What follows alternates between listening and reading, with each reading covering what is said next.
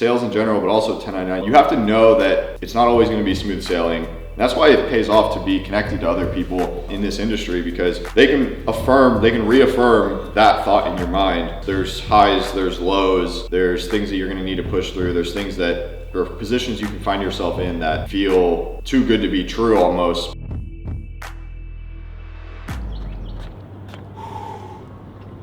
Five miles, here we are, guys. Downtown, just got done with the shakeout run. We're swagged up. It's a chilly morning. Started the marathon weekend here. We are at the event center, somewhere over there, it's right there. We're gonna be back here in a few hours. But basically it's Friday. Came out here 6:30 for the shakeout run. Get our packet, bring you guys along. First marathon, gonna document the weekend. It's been a journey training for this, doing something new, something uncomfortable, something that takes a lot of time, effort, and energy. And over the last year, it's been a pretty big focus of mine. Hopefully we make a cool video out of it and just document the experience.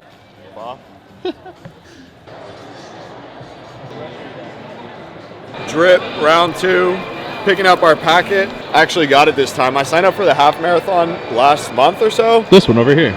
Yeah, I missed the packet pickup, so I couldn't run it. So this one, we actually made it, got a cool shirt. Tony and I over here, we got a whole lot of stuff, man. Here we are, Expo. We're about to go run another shakeout run, literally just for a shirt. Should we be running 7 miles on a shakeout? I don't know. It's my first one.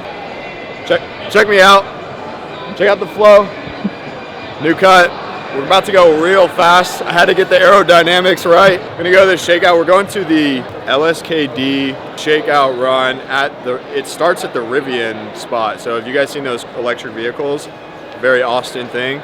So we're gonna do that. We're meeting with, is Noah coming? Yep. So we're meeting with our boy Susong, Mr. Good Vibes CEO. See if he can hang for 2 miles. So yeah, see you there. CEO himself, Mr. Bigwig. Got the boys here today. CEO of Good Vibes. Valentine's running on this beautiful day. We got the man himself, Cereal Sales, King right there. And we're spreading good vibes, baby. Let's go.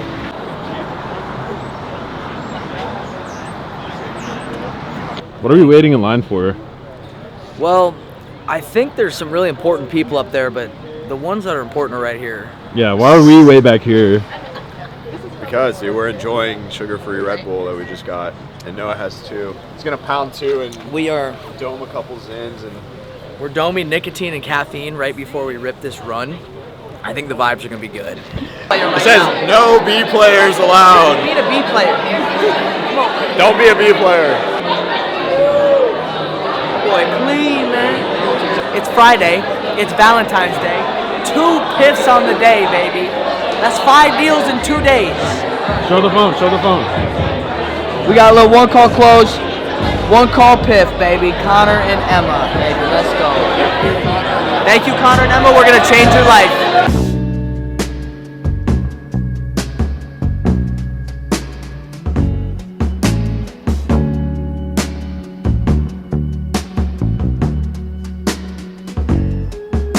Very important question to ask 23,000 of you. Let me know, are you ready? Runners, to your mark. And they're off, ladies and gentlemen. Jacob Michael, Kristen Baumgartner, Tommaso Santamero, Marta Mahik, Dylan Fergar. All right, I'm here with the one and only Cereal Sales, Mr. Dylan. You just finished the full distance marathon, first one. Yeah. How are you feeling, brother? I'm torched, dude. The legs gave out around 19, and then my watch died. I lost track of the pace, and I just like locked in. That's Locked it. in, Yeah. bro. How'd you feel the finish? It's good, bro. Feels like I want to take a seat somewhere. Yeah. Did you do a full? What? You did the full? What did you end up finishing at? 3:35. 3:35, baby. You heard it here first. First marathon ever, 3:35. What was your goal pace? What were you hoping? Dude, I was trying to do like 3:45, but up to 20, I was at like the 3:30 pace with all the hills, and then that's where my legs like went out. And I'm happy with 3:35. Okay, well, congratulations, Dylan. Yeah. Hopefully we'll see you next year for Thank the you. next one. Cereal Sales. Howdy, what's up? There you go. Good, dude. It was tough. That end on you did the half, right? The part on the east side where it's all flat and it's sunny, like there's a lot of shade over there, so it's just flat and sunny And dude, that shit was tough. My stomach, like, from all the electrolytes and the salt, like, it was just like sour. Like, yeah, it's tough. It's good. Did you go to? That's a champion right there. The face of a winner. How you feeling? As bad as me? I'm torched, yeah. Bro, I heard you were running a 3:10 pace. I'm 310 base. What do you finish at? They saw you. I probably was at that point. I was flying at the beginning. He was flying. Oh man. Because like 20 or 30 minutes after you, the 3:30 pace walked by, and we're like, what? I know, bro. Yeah.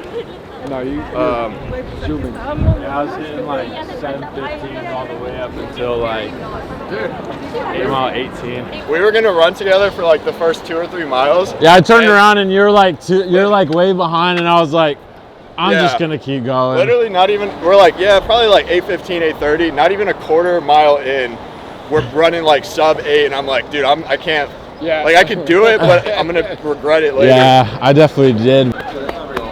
Let's go, baby. Post game, Tony. Post game interview. What happened? I came out way too hot. I was able to hold pace though.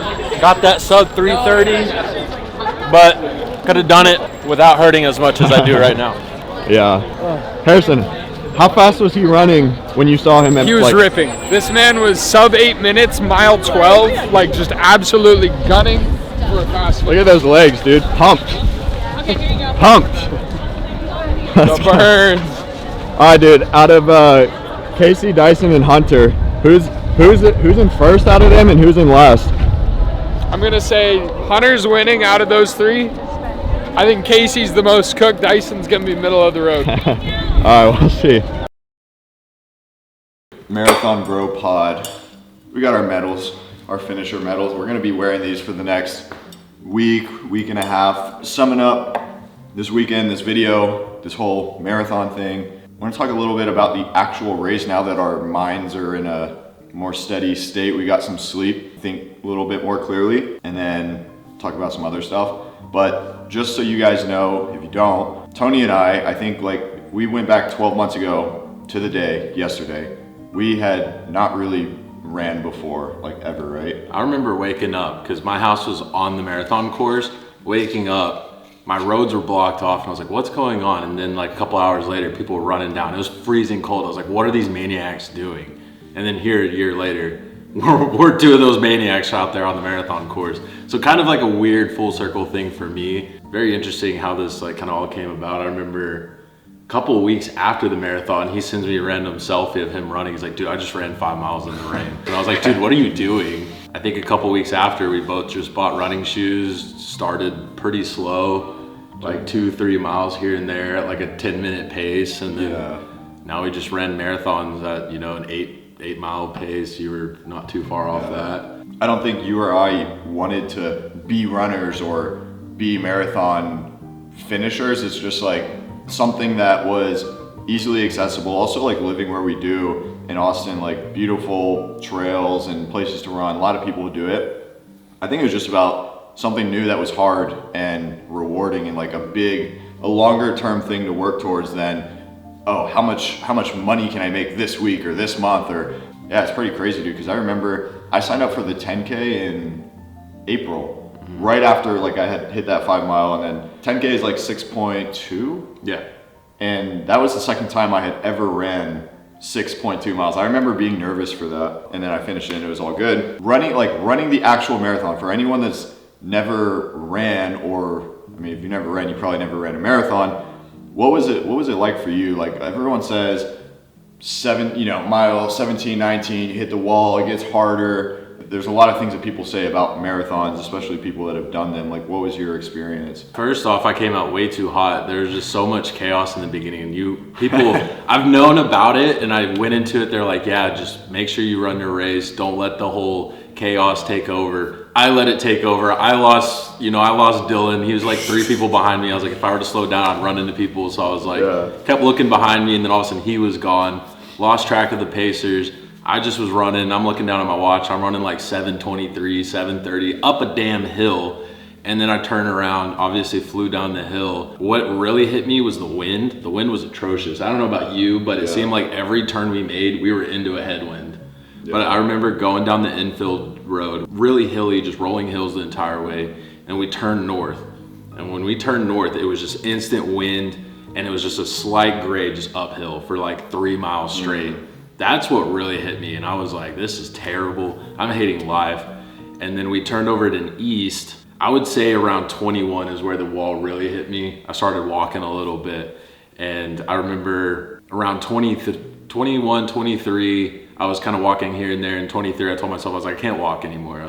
I kept telling myself over and over, I was like, I made it this far, I trained this hard, my body already hurts, just push. Because if I don't push now, I'm not gonna make my goal, which was 3:30.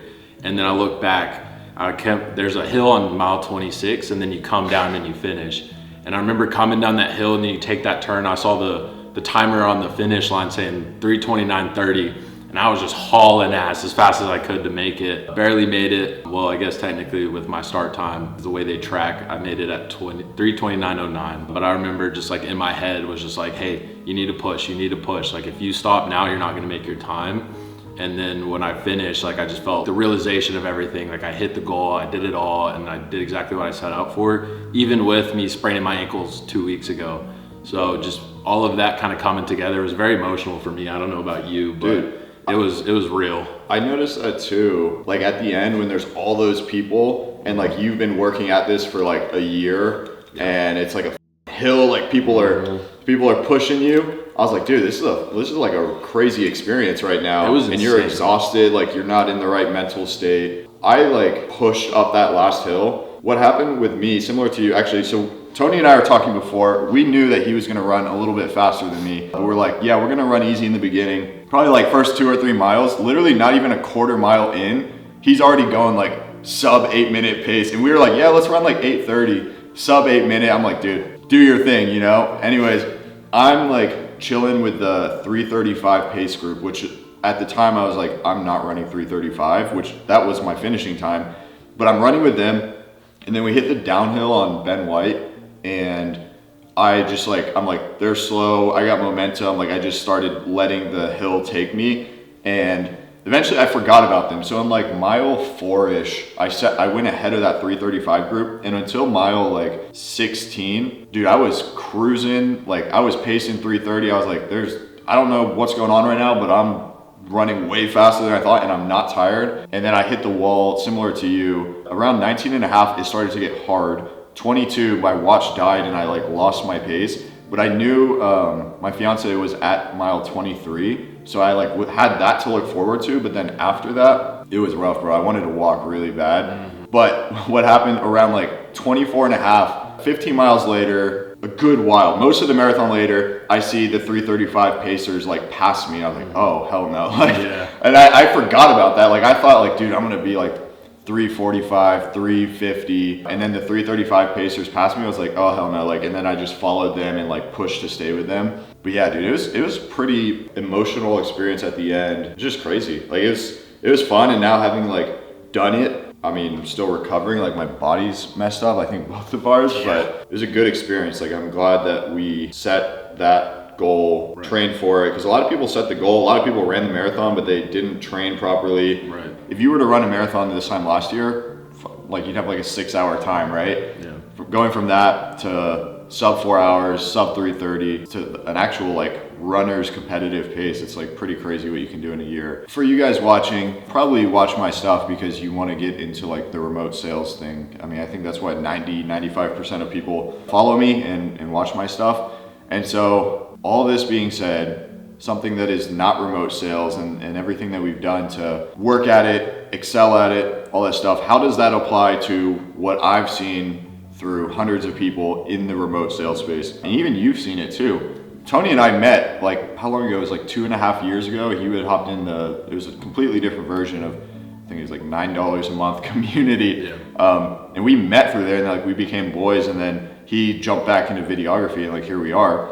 So you might have some insight as well. But like the intersection between what we did in the past year to be able to run a competitive marathon pace and what it takes to push through persevere and succeed at 1099 remote setting, closing, all that kind of stuff. And the first thing that comes to mind for me is there's parts where it feels easier in between miles like 4 and 8. It's like downhill, we're cruising, the sun's not out yet. It just feels like no way it could be this easy. And then there's parts that get hard right after. There's like those rolling hills. Sales, like you can't predict that. I was talking to Nick Vaughn, who I filmed interviews with and posted wins, and he was in a slump. And he hadn't changed anything except he changed his location. He was in like a 2-week slump. This guy is a guy who makes consistent like $15,000 commission months for a while now. A week and a half, 2 weeks in, no closed deals on the month. Not really panicking, but worried like, okay, this isn't good, this is not normal. And then next time I talked to him, he's like, yeah bro, I didn't change anything and I closed these deals and we're back on track. Sales in general, but also 1099, you have to know that it's not always gonna be smooth sailing. That's why it pays off to be connected to other people in this industry, because they can reaffirm that thought in your mind. There's highs, there's lows, there's things that you're gonna need to push through, there's things that, or positions you can find yourself in that feel too good to be true almost, and they are true. I mean, there's some of these guys that, actually, I haven't told you yet, but Oppo is gonna be in Austin. He's a guy doing, I'm not gonna say how much, but he's making like some people's annual salary per month right now, closing on a crypto offer. Just like setting your mind to something and then showing up when it's easy, showing up when it's hard, like training for the marathon when it was 30 degrees outside, sub 30, like windy, snow, ice, rain, or peak summer even. I mean, that's the kind of stuff that allows you to get the end result, which is the 330, 335 marathon, or the 10K, the 20K, the 30K months. From my experience on both sides of things, especially like the marathon coming out too hot, high ticket sales, I think you want to just pace yourself and just like really set good expectations getting into it. It is a difficult industry to really kind of find your footing in. And if you're able to kind of just expect that, build up some sort of runway, and then be able to just find your natural fit, it'll be fine. As things kind of move forward, you finally hit that downhill of maybe it's finding that good offer, where you're able to actually get momentum and start crushing. But then at some point, you're gonna come across another hill and you're gonna, fight some uphill battles. Because I know there's been plenty of times where I've been offers where they were good offers, but shit, you had to work your ass off. You had to, hit your CRMs, you had to hit your dials, whatever it is. If it's in, as an appointment setter or a closer, like you still have to put in the work. You're still gonna have to grind it out in order to really hit the finish line of whatever your goals are. Yeah. And that's something that like I felt when I had in the back of my head of just like, hey, you need to finish, you need to finish, you need to finish. It's the same thing when you're closing deals and stuff. Like, hey, you need to show up every single day, because if you don't, you're not gonna get the deals, you're not gonna get your commissions.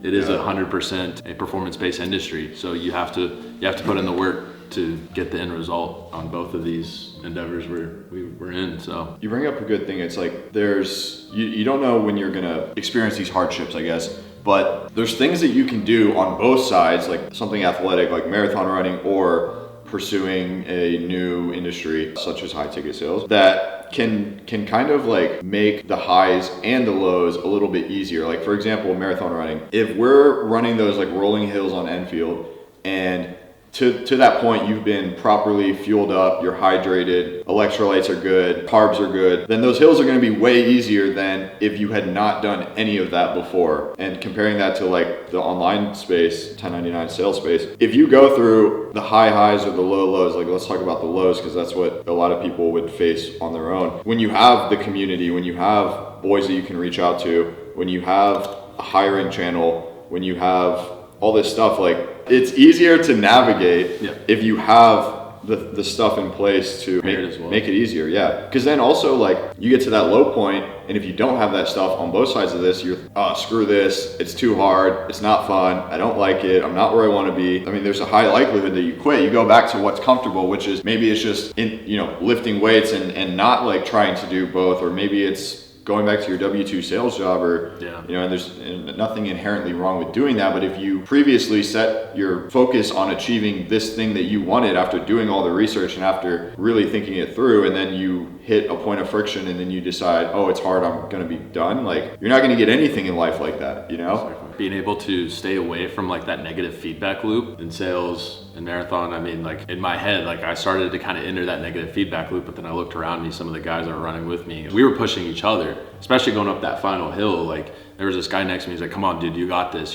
And then everyone in the crowd was like 330. I just kept hearing that. That's when I like kicked into overdrive and like really hauled up that hill. Like I was swinging my arms trying to get as much, you know, momentum out of that. And then, you know, at that point it was just over and then we were finished, you know? So if you're able to surround yourself with a good group of people in a community such as Dylan's and those kinds of things, you're able to get yourself away from that negative feedback group, because we're all guys that are looking to, you know, achieve the same things when it comes to sales. So if you're able to put yourself in that position rather than isolate yourself and just try to figure it out on your own, I think you're in a better position to succeed long term than. It's just ironic how like the hardest part is right before the best part, you know? By that point, if you don't have something wrong with you, that's really strange. Everyone's hurting at that point, whether it's your muscles, your feet, your stomach, your head, your whatever. Like, dude, my back was hurting really bad. I don't know why. But then as soon as I crossed that finish line and like kind of stabilized myself, I met up with one of the boys and it was worth it. Like immediately it was worth it. So this video is kind of a year worth of effort, something that we each worked really hard for.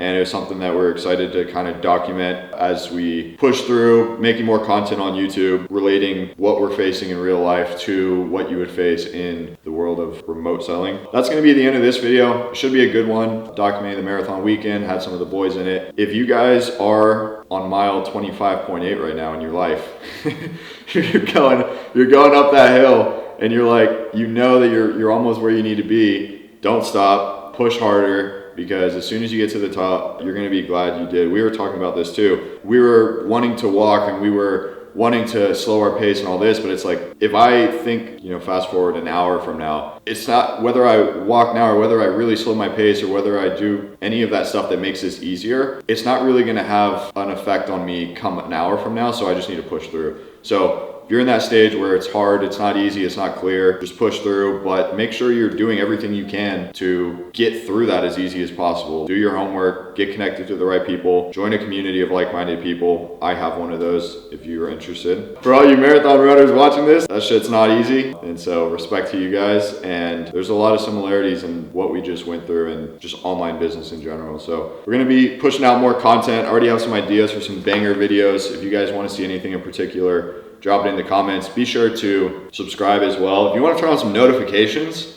now that we're really doing this YouTube thing, we're doing Friday uploads. But yeah, every week we're going to be here at least once a week, and see you guys on the next one.